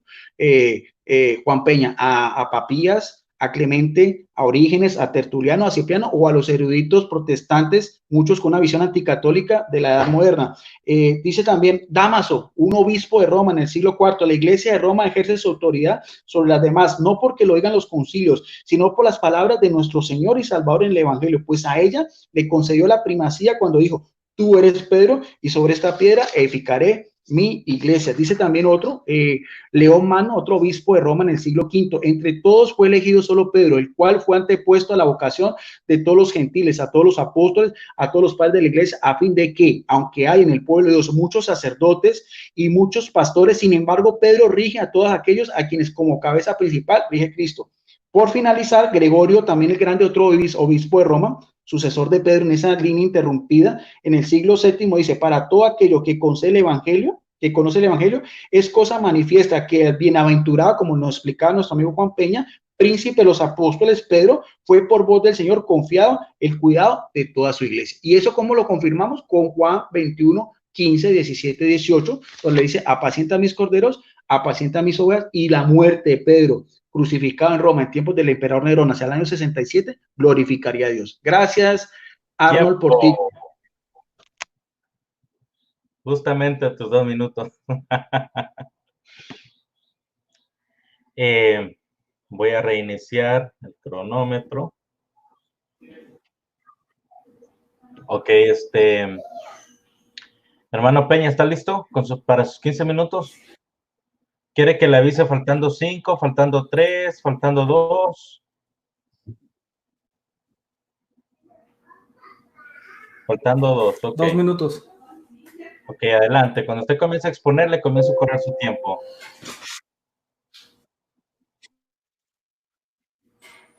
Ok, bueno, a Guido se le olvidó cuál era la mecánica del diálogo, ¿no? El diálogo tenía que demostrarme él con Mateo 16, 18 que hay una sucesión apostólica, ¿no? Nunca le dije que con la historia, que con la tradición, porque la tradición es maleable. O sea, si Guido va a aceptar lo que diga Papías por el simple hecho de que él lo dijo, esa es una falacia de autoridad, ¿no? Se le conoce como falacia de historicidad, es decir, porque lo dijo el fulanito de tal, entonces tiene que ser creíble. Claro que no.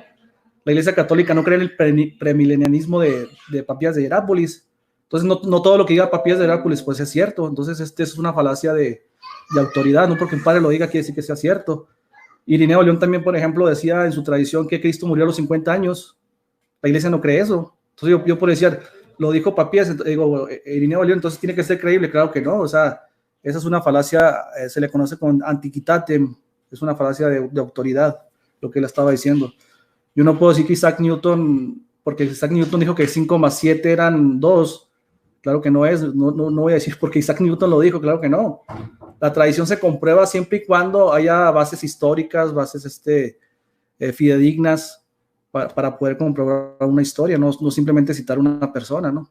Él citó a Papías, citó a algunos, inclusive, mire, el teólogo Hans Kuhn, un teólogo prominente, contemporáneo, de gran respeto en la Iglesia Católica, él mismo no admite la credibilidad de Irineo en la misma sucesión apostólica.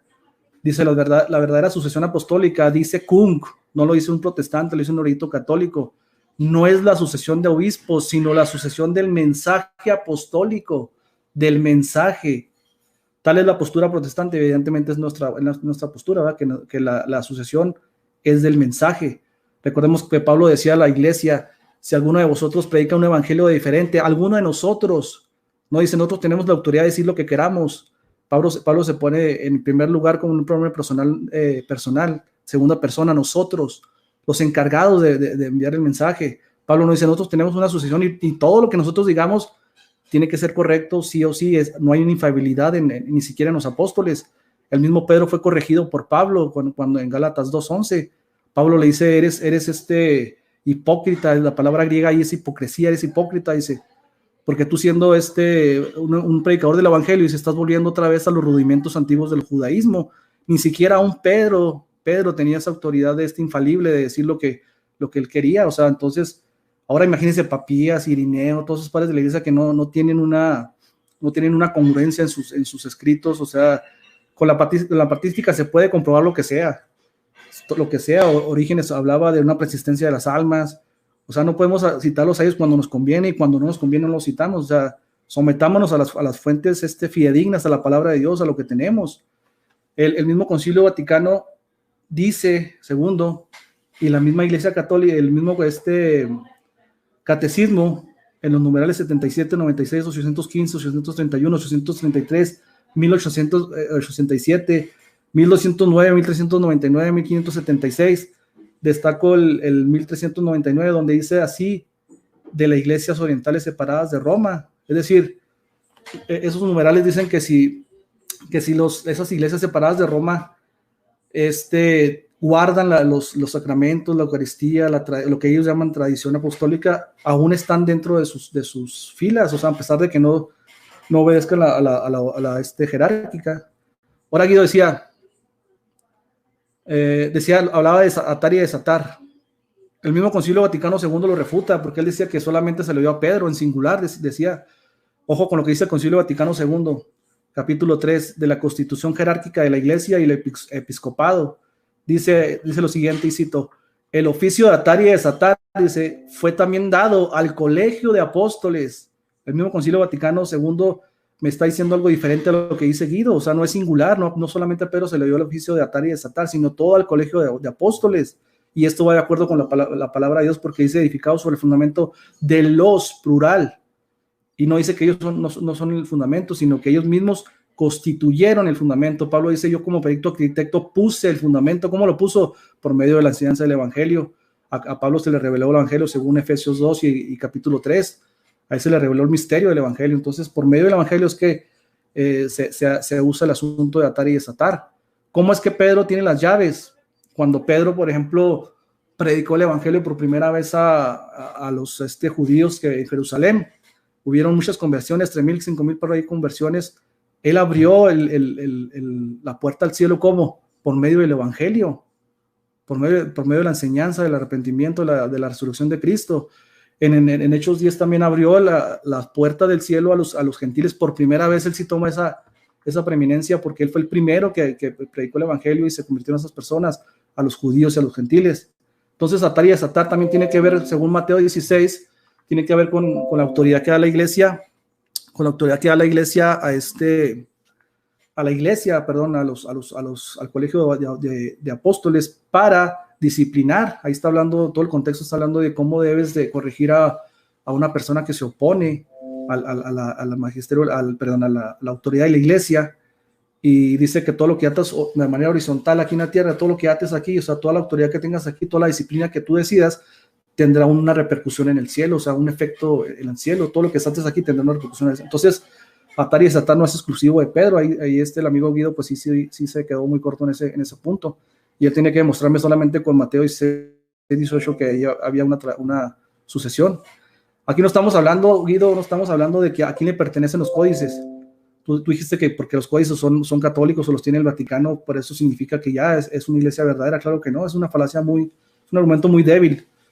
Los judíos también, los judíos y fariseos, saduceos tenían la Torá, tenían los libros proféticos, incluso ellos tenían en propia mano.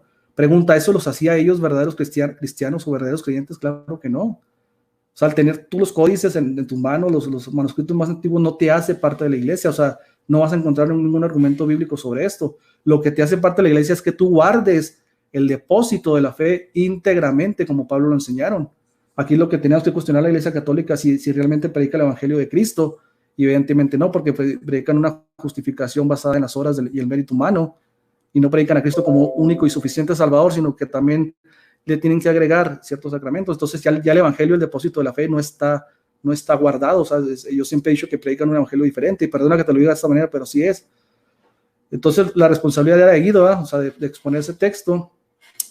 Apacentar las ovejas, dice Guido que solamente es de Pedro.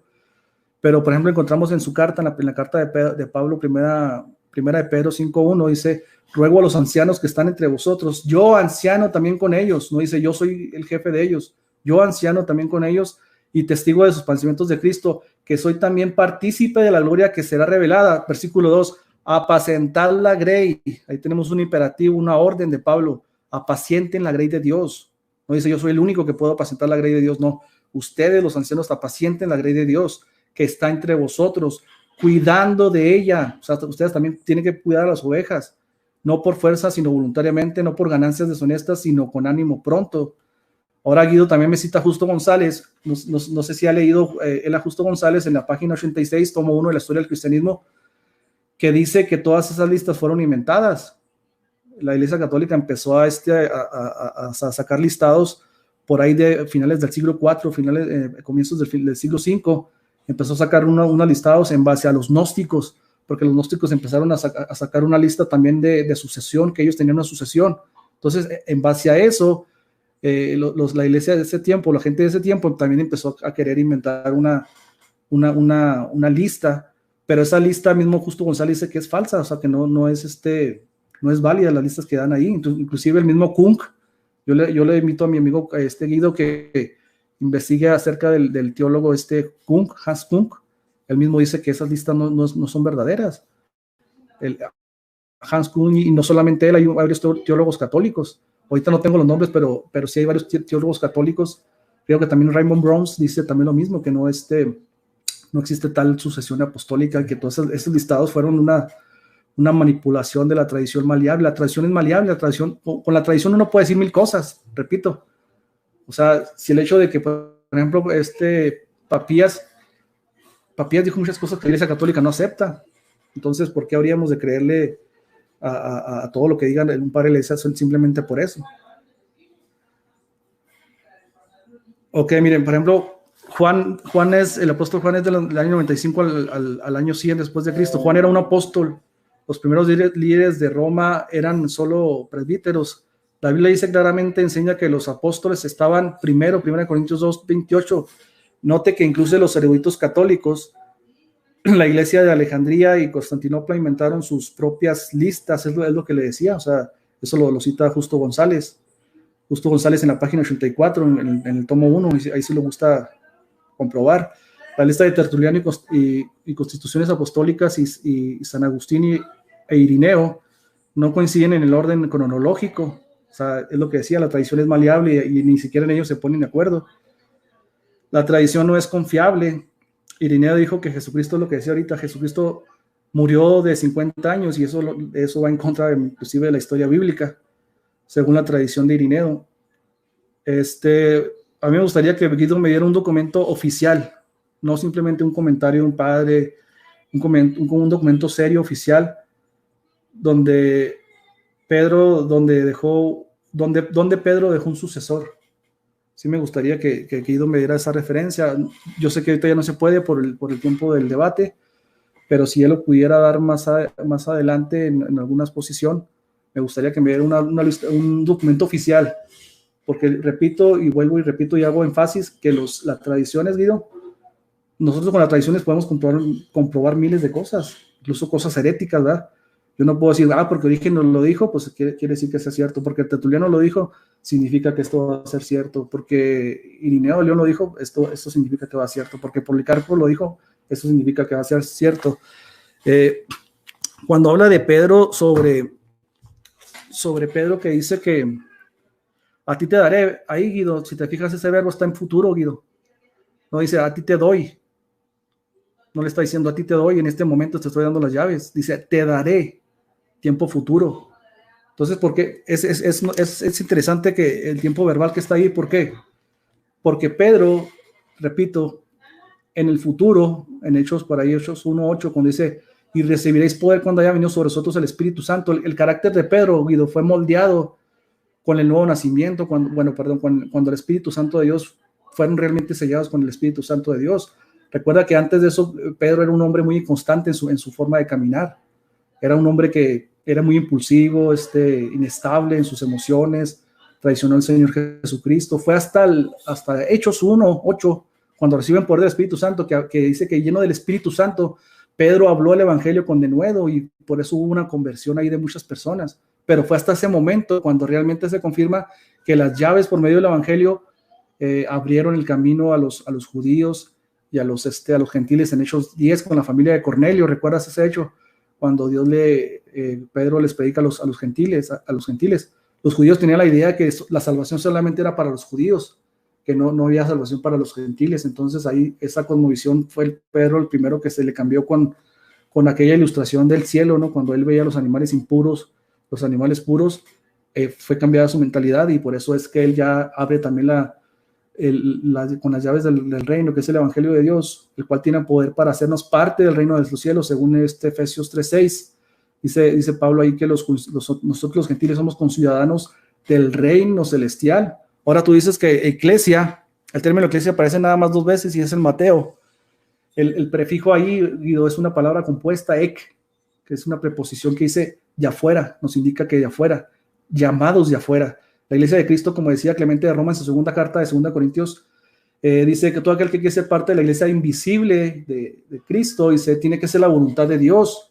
Entonces, evidentemente, Cristo solamente agrega a la iglesia invisible solamente los puros salvos, las puras ovejas. Las cabras no van a ser parte de la oveja. Si estás hablando tú que la iglesia católica es la iglesia visible de Cristo, tú sabes que en la iglesia católica no todos los que están ahí son salvos ni van a ser salvos. Esto ni siquiera tú me lo firmarías. Entonces no podemos decir que toda la iglesia, por el simple hecho de meterte a la iglesia católica, ya eres parte del cuerpo de Cristo. Claro que no. Hechos 2:47 nos dice la palabra que el Señor Jesucristo Él añade activamente a los que han de ser salvos. Él los añade, pero ¿a dónde los añade, Guido? ¿A un lugar visible? Yo sé que la iglesia también es visible, en cierta forma, pero no en su totalidad, porque nos dice, pero nosotros somos piedras vivas, los que hemos nacido de Dios, los que hemos sido regenerados, somos piedras vivas. Entonces, esas personas, las ovejas de Cristo, el trigo, todas esas analogías que la Biblia nos habla de los creyentes verdaderos, formamos parte del cuerpo de Cristo. ¿Pero por medio de qué, Guido? Por medio del Evangelio, según Efesios 1:13. Fuimos sellados con el Espíritu de Dios cuando creímos y abrazamos el Evangelio. Entonces yo te retaría a ti en otro debate a que si realmente la Iglesia Católica ha guardado el depósito del Evangelio o está predicando un Evangelio anatema. Ese sería un tema muy interesante, ¿verdad? Porque yo en lo personal, como Juan Peña, conocedor del Evangelio, yo te lo puedo decir con toda seguridad y te lo digo con todo el amor, Guido, el católico ya no predica el Evangelio de Cristo. Es un evangelio totalmente distorsionado, totalmente alejado de la verdad. Y eso sería un buen tema para otra ocasión, si tú lo aceptas después. Gracias. Tiempo. 15:03. Permítame. Bien, entonces ha terminado el debate. Arnold, si me permite, si Juan Peña también, si quiere, él hizo una pregunta que dijo que si me lo permite yo se la quiero contestar y si me permite yo le puedo hacer una pregunta con el tema. Perfecto. Que es solamente máximo 2-3 minutos para respuestas. Si Juan Peña también así él acepta, ¿no? Porque pues no es una camisa de una camisa de fuerza. Pero sí me gustaría responderle a Juan Peña y que me gustaría que él me respondiera una pregunta con el mismo tema. ¿Cuántos? Les doy 3 minutos para contestar. Perfecto. Entonces, ¿cuál es la pregunta que le va a contestar a Peña? Bueno, no, pues sí, él me preguntaba que si había un documento, creo que le entendí que si podía yo demostrar un documento, alguna sucesión de Pedro, creo que entendí eso, no sé, creo que él preguntó eso, que si hay forma de demostrar de que Pedro dejó un sucesor o que hay algo que se pueda demostrar que hay una sucesión, más o menos creo que él me preguntó eso. Peña, ¿así fue tu pregunta? Sí, o sea, algo oficial, algo que no sea simplemente un comentario patrístico, sino algo que tenga peso, algo que tenga esa fuerza para decir que es válido esto. Perfecto, entonces vamos a darle 3 minutos al licenciado Guido Rojas, vamos a apagar los micrófonos nosotros Adelante, Guido, puede contestar. Bien, bueno, es importante. Primero, histórica y arqueológicamente, hay bases, y eso también lo dicen los eruditos evangélicos, de que Pedro predicó el evangelio en Roma y que fue crucificado hacia el año 64 en el Coliseo Máximo y que fue enterrado ahí, cuya tumba se encontró después y es donde actualmente está la Basílica de San Pedro del Vaticano. O sea, hay bases históricas y arqueológicas y también lo que decíamos de Juan 21, 15, 17, porque no lo respondió Juan Peña, de que la muerte de Pedro glorificaría a Dios. Eso lo dice el Evangelio, pero ya la historia y la arqueología es que nos confirman dónde sucedió eso. Entonces, en esa misma sede de Roma, sí es importante desde los mismos inicios del cristianismo. O sea, yo sí puedo hablar de un sucesor inmediato de Pedro en Roma que tuvo un liderazgo en el siglo I, en tiempos en que aún vivía el apóstol Juan, que es Clemente de Roma, tercer sucesor de Pedro. Eso lo va a hacer primero para que sepamos quién es Clemente Romano, que no es espurio, como dice nuestro amigo Juan Peña, que nosotros nos inventamos eso. No, esto es del mismo diccionario enciclopédico de Alfonso Ropero. Creo pues de que poner en duda pues alguien como la integridad de un biblista como Alfonso Ropero, dice en la página 323 sobre este personaje Clemente, dice Clemente, textualmente dice, colaborador de Pablo en Filipos, al que el apóstol elogia, declarado su nombre, está registrado, dice bien, no es un erudito católico evangélico, en el libro de la vida, como aparece en Filipenses 4:13. O sea que si hay un obispo de Roma que tiene, también fue colaborador de Pablo y que nos dice aquí, Alfonso Ropero, que lo podemos testificar en Filipenses 4:3 y nos dice que una antigua tradición, porque ahí vamos a unir, mire bien, Biblia y tradición, no de la iglesia, no un erudito católico, un erudito evangélico dice, una antigua tradición lo identifica como el obispo de Roma del mismo nombre, como también lo asegura Eusebio en su historia eclesiástica. O sea, que sí hay un obispo de Roma que dirige una carta a la comunidad de fieles en Corinto, en Asia Menor, sobre unos problemas que habían de orden interno, sobre unos presbíteros en tiempos en que vivía el apóstol Juan. Entonces, yo con eso contesto ya desde la historia, desde la propia Biblia, como dice Filipenses 4:7, y desde un erudito evangélico como es Alfonso Ropero. Perfecto, 2 minutos con 18 fue lo que se tomó para responder. ¿Y cuál es la pregunta que usted le quiere hacer a Peña? Sí, bueno, lo voy a hacer otra vez, como le gusta el de Francisco La Cueva, así como le gusta el como aparece pues de forma gramática. En el mismo texto de Mateo 16:18, si vamos a tener la premisa de que la roca principal es Jesucristo, del cual yo también no tengo ninguna duda, o sea, de que como nos da a entender él, de que la roca es Jesucristo, no Pedro, de que él es la roca principal y que sobre él pues no puede edificar nadie más, completamente de acuerdo. Bajo esa premisa, pero nos sigue diciendo ese mismo texto, dice, de edificaré mi la iglesia y dice, porque en el mismo texto, sin salirme con texto, y las puertas del Hades no prevalecerán contra ella. O sea, él mismo nos aclara que es la iglesia de Jesucristo, que es en singular, que Jesucristo es la piedra máxima y que las puertas del Hades o de la misma muerte, el infierno, como quiera, no prevalecerá con su iglesia. Eso lo dice y eso se escribió hace 21 siglos. Haya sido pues en griego, démosle la razón a nuestro amigo Juan Peña. Él dice que eso de visible es como más o menos como por ahí. Yo quisiera que en base a ese texto exegéticamente, ¿cómo lo podemos interpretar de que la iglesia de Jesucristo siempre va a permanecer y que el poder de la muerte no podrá vencerlo antes de la reforma protestante? ¿De qué manera lo podemos demostrar? Sí, sí le entendió la pregunta, Peña. Yo quiero que él me demuestre que la iglesia de Jesucristo, que el poder de la muerte no puede vencerla, ¿cómo lo identifico visiblemente antes de la reforma protestante en el siglo XVI? Gracias. Perfecto. Hermano Peña, ¿está listo para responder? Ok. Sí, pero primero voy a aclarar un detalle. No sé si no pregunté bien o quizás Guido me malentendió, o quizás yo no hice la pregunta muy exacta, pero mi pregunta había sido de si Pedro, el mismo Pedro, había dejado un documento, una carta, un escrito donde él menciona a un sucesor, porque pues volvemos a lo mismo, o sea, justo ¿cómo se llama? Él citó a Francisco La Cueva, ¿no? ¿A quién citó? No, Alfonso Ropero. Alfonso Ropero, volvemos a lo mismo, o sea, sería una guerra de erudito contra erudito. Yo le puedo decir que pues, otros, por ejemplo, Han Kung dice que no hay listas, no hay una prueba de eso. Entonces, sería quiero poner quiero aclarar algo a Juan Peña de Hans Kuhn. A diferencia de estos que se usan el rito de Hans Kuhn, está excomulgado y no es considerado como un teólogo de la Iglesia Católica. Quería hacerte esa aclaración. Él no es considerado un teólogo de la Iglesia. Él fue excomulgado por el Papa Juan Pablo II. No puedes hablar como un teólogo católico. Quiero que te averigües eso antes de hablar de Hans Kuhn. Ok, ahí te va otra pues. Bueno, se dice, yo también tengo el dato de que Alfonso Ropero es un teólogo liberal. O sea, si a esa vamos, pues yo también te podría decir. Bueno, entonces... Yo ya te contesté, Juan. O sea, yo no estoy viendo que aceptes mi respuesta. Sí. Ahora yo quiero que tú me digas visiblemente cómo puedo constatar la Iglesia de Jesucristo en singular antes de la Reforma Protestante, de una manera visible, porque Jesucristo habló de una manera visible y clara. ¿Cómo constato eso yo? Gracias.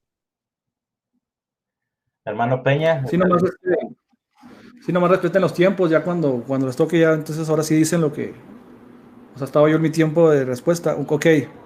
Cuando la palabra de Dios dice que las puertas del Hades no prevalecerán, hay que entender, por ejemplo, eso no tiene consistencia con la teología católica. La teología católica piensa y cree que un nacido de Dios puede volver a morir otra vez. ¿Y qué tiene que ver esto con la respuesta? Tiene que ver mucho. Porque la iglesia de Dios la constituimos todos los salvos. Evidentemente, cuando dice la muerte no prevalecerá contra ellos o contra ella, nosotros nos incluye la iglesia porque somos las piedras vivas que construyen ese edificio. Somos labranza de Dios, dice la palabra de Dios. Entonces, ¿cómo es posible que según ellos dicen que son la iglesia de Cristo, pero no tienen ninguna garantía ellos en su salvación? O sea, ellos dicen que son nacidos por medio del bautismo, son incorporados al cuerpo de Cristo, pero ellos predican que el cuerpo de Cristo sí puede ser afectado por la muerte y por el infierno. O sea, de tal modo que soy parte del cuerpo de Cristo por medio del bautismo, pero el cuerpo de Cristo puede llegar a ser mutilado, o sea, porque la Biblia dice que nosotros somos el cuerpo de Cristo como personas. Entonces el cuerpo de Cristo, según ellos, va a llegar sin un dedo, sin una uña. ¿Por qué? Porque no hay garantía de salvación en ellos. O sea, entonces para ellos la muerte y el poder del infierno sigue operando en la vida de ellos, pero la Biblia nos dice que los creyentes verdaderos, dice la palabra de Dios, ninguna condenación hay para los que están en preposición locativa, en Cristo. Tenemos más de 90 preposiciones locativas que nos dice en Cristo. La Biblia nunca te dice en la iglesia fulanita de tal, en la iglesia con el nombre de fulanito de tal. O sea, la iglesia de Cristo no es simplemente un conjunto de normas o reglas. La iglesia de Cristo es la persona del mismo Cristo. Si yo estoy en Cristo, tengo una garantía de que el infierno y la muerte ya no me van a tocar. El Señor Jesucristo dice, el que cree en mí, aunque esté muerto, vivirá. Es decir, el poder de la muerte ya no tiene ninguna autoridad sobre mi vida. Entonces, eso de atar y desatar suena paradójico, ¿no? Que el católico lo enseñe, porque pues ellos no predican una seguridad de salvación. Ellos piensan que el cuerpo va a llegar mutilado, que se le van a arrancar dedos, se le van a arrancar ojos al cuerpo de Cristo. O sea, no tiene congruencia esa pregunta que me ha seguido, porque evidentemente todos los que hemos sido salvados, desde que Cristo ha salvado a la humanidad, dice el Señor Jesucristo en Juan 10, ninguna oveja mía perecerá. ¿Qué quiere decir eso? Que la muerte ya no afecta a los creyentes, Guido. A eso se refiere. Se salió Guido. Le faltaban unos segundos. Pues esperémoslo. Sí, nomás que cuando me toca el tiempo a mí, pues este Guido tiene que aguantarse un poquito para que yo alcance a responder, ¿verdad? Y ya después que él responda.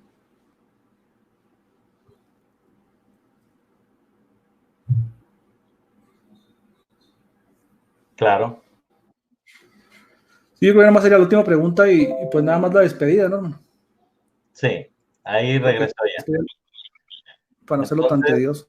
Entonces, termina. Entonces, ¿cuánto me quedaba? Te quedan unos segundos, mira el reloj, ¿lo alcanzas a ver? 2 minutos y 25 segundos. Ok, ponle tiempo. Sí, entonces, bueno, Guido, cuando se habla de la muerte, la puerta del infierno, no solamente es a un cuerpo organizacional, sino también habla de los creyentes que conforman la parte de la iglesia.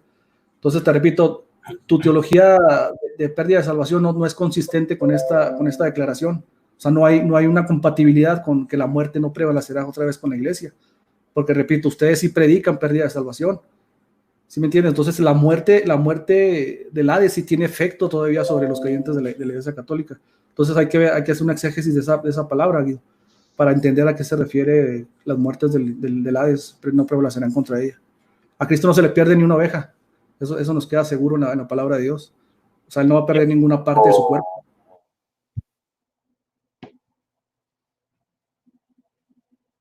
Tiempo. Muy bien, hermanos. Entonces, este debate ha finalizado con estas dos respuestas y este último conversatorio que tuvieron, ¿verdad? Entre preguntas y respuestas. Fue muy interesante. Pues un saludo para el público. Ya solo nos queda despedirnos. Adelante, licenciado Guido. Puede despedirse. Gracias Arnold. Me saludas a Salvador Barragán por haber prestado el canal, a Juan Peña por la invitación. Como siempre, es un compartir. Empezamos y terminamos como amigos, de eso se trata. Cada uno expone y cada uno opone sus pruebas.